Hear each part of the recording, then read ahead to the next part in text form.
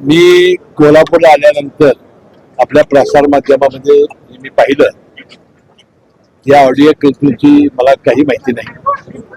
मी घेतल्यानंतर माहिती घेण्याचा प्रयत्न करेन. परंतु आज उपमुख्यमंत्री सुनेत्रा पवार बहिणींनी त्यांच्या वतीनं सूत्रांनी जाहीर केलं की बाबा आम्ही लवकरात लवकर कोर कमिटीची बैठक घेऊन आपल्या पक्षामध्ये हा जो जे मतभेद चालू आहेत ते आम्ही निश्चितपणे संपवून मात्र सुनेत्रा पवार बहिणी या सगळ्या हे पेल्यातलं वादळ ठरेल आणि वादळ शांत होईल. पण पहिल्यातलं वादळ असलं तरी अजित पवार यांच्या संदर्भात आक्षेपार्ह वक्तव्य त्या ऑडिओ क्लिप मध्ये आहेत. अशा पद्धतीची चर्चा आहे आपल्याच वरिष्ठ नेत्याबद्दल. नाही, मी अजून काही ऐकून घेतलं नाही. मी उद्या समजून घेईन आणि त्यावर भाष्य करेन. रायगडचं पालकमंत्रीपद शिवसेनेकडे जाणार अशा प्रकारची चर्चा सुरू झालेली आहे. तटकरे साहेबांना शिवाय देण्यासाठी प्रयत्न केला.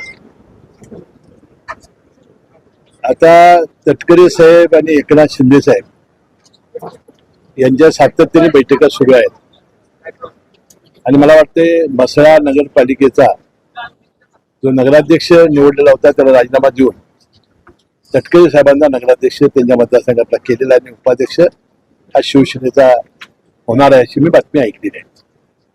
मला वाटते शिवसेना आणि राष्ट्रवादीचं रायगडमधील भांडण हे लवकरच संपेल आणि एकनाथ शिंदे साहेब आणि तटकरे साहेब यासाठी प्रयत्न करतात. या सगळे पक्षातले हे सगळं ऑडिओ क्लिपचं प्रकरण पाहता येणाऱ्या मंत्रिमंडळ विस्तारामध्ये आदित्य तटकरेंचं पद काढून घेतलं जाईल अशा पद्धतीचा एक दावा रोहित पवारांनी केला. आता रोहित पवारांचा आणि आमच्या पक्षाचा काही संबंध नाही. वास्तविक त्यांनी आमच्या पक्षाबद्दल बोलावं हे फार मोठं आश्चर्य आहे आणि म्हणून ज्या वेळा सुनेत्रा पवार वहिनी जसा निर्णय घेतील त्याप्रमाणे ते घडेल. गोकुळच्या संदर्भात काय हे अजून गोकुळबद्दलचं जे मी भाष्य केलेलं आहे किंवा लवकरच निवडणुका लागतील आणि मला वाटतं ती आता वेळ लवकर आली. शिवाजी पाटील म्हणतात की गोकुळ मुक्त मुश्रीफ करू.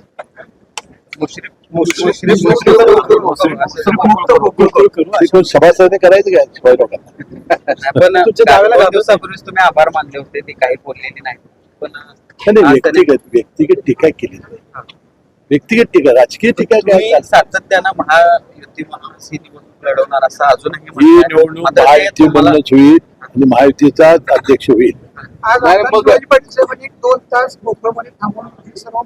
आमदार पण त्याला अधिकार आहे ती घेतला असतं. जिल्हा बँकेच्या माध्यमातून देखील कारखानदारांना चुकीच्या पद्धतीनं कर्जांचं वाटप केलं गेलंय अशा पद्धतीचा दावा देखील केला आणि येत्या काळामध्ये हे सगळे प्रकरण मी बाहेर आणणार आहे. चांगलं आहे ना.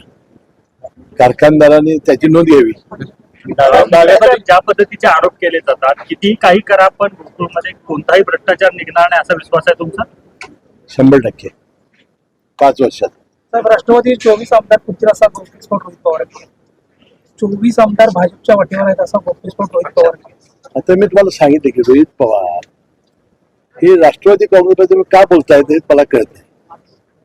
आता मी काय अधिक बोलणं योग्य नाही परंतु त्यांनी वास्तविक संयम ठेवण्याची आवश्यकता आहे. गोकुळच्या संदर्भामध्ये ज्या पद्धतीनं आपले कार्यकर्ते गेल्या काही वर्षातला गोकुळच्या कारभाराच्या चौकशीची मागणी किंवा माहिती मागवत आहेत कार्यकर्ते नाही किंवा संस्था प्रतिनिधी ठीक आहे त्याची चौकशी होईल. पण हे सगळं बघता महाडी काय मुश्रीफ असा एक वाद नवीन तयार होतोय असं वाटत नाही का तुम्हाला? गरज तर काय गरज नाही. तसं काय संस्था प्रतिनिधी काय मागावं कारण कुणाच्या जावायला किती आता ज्याने मागितले त्यांना विचारा. मला काय सांगतो आता ज्याने मागितलेलं आहे ज्याने बोललेलं आहे त्यांना विचारा ना. मला काय विचारायची गरज नाही कारण मी काय माझं नाव नाही काय नाही. पण अजूनही महाडी या सगळ्या प्रकरणामध्ये मौन महाडिकांचं आहे. कसं बघतात? माझंही मौनच आहे. तुम्ही काहीतरी बोलताय तरी किमान मी आता मंत्री असल्यामुळे तुम्ही आमच्या पुढे येता त्याला जरा जाऊन विचारा.